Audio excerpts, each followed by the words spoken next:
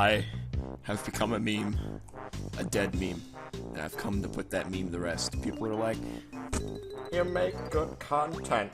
Doom, one of the most well-known and well-aged games in the now vast PC library. Times have certainly changed, especially with the new techno-music stuff. You can shove a good old George Washington right into your rig.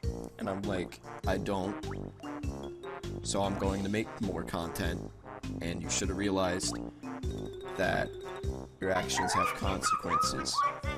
Video game publishers.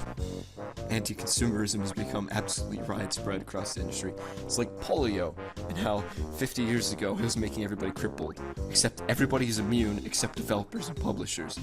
And the head of Valve is FDR, by seeming like they can walk, but polio has actually put them in the wheelchair. And to make matters worse, Valve is giving everybody an infection from their garbage. With their anti-consumer viruses, man. It's so bad. Most people have seen the pie chart about games on Steam being released within the last year, and within that figure, you have like tons and tons of shovelware, like acid flip games like Pixel Z Gun Day. What is that? It's Unturned, which is a free game, but it's a clone that you have to pay money for. What is that? Who does this? What? There's also hordes of incomplete trash. It's usually the survival genre. It's always early access survival. It's never anything else. And Steam Greenlight doesn't work, right?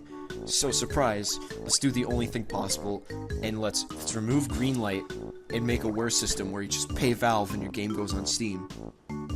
How is this supposed to fix the problem?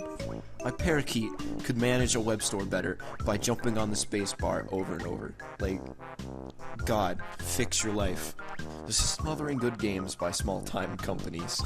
Being smothered by the giant pillow of rotten human waste of games. And essentially what's happening to indie talent is it's being intubated by people trying to keep it alive, but shovelware is just being poured down their throat while they're being operated on. It's not good.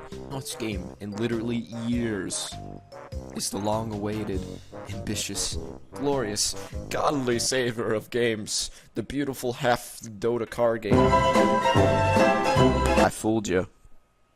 Does Dota need a card game? No. It doesn't need a card game.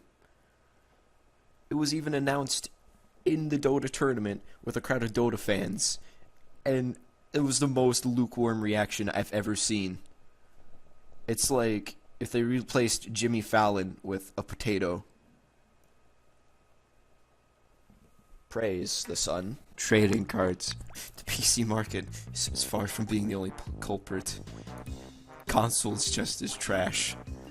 A consistent perpetrator is Nintendo, who whips their fan base nightly to make sure they don't get out of hand.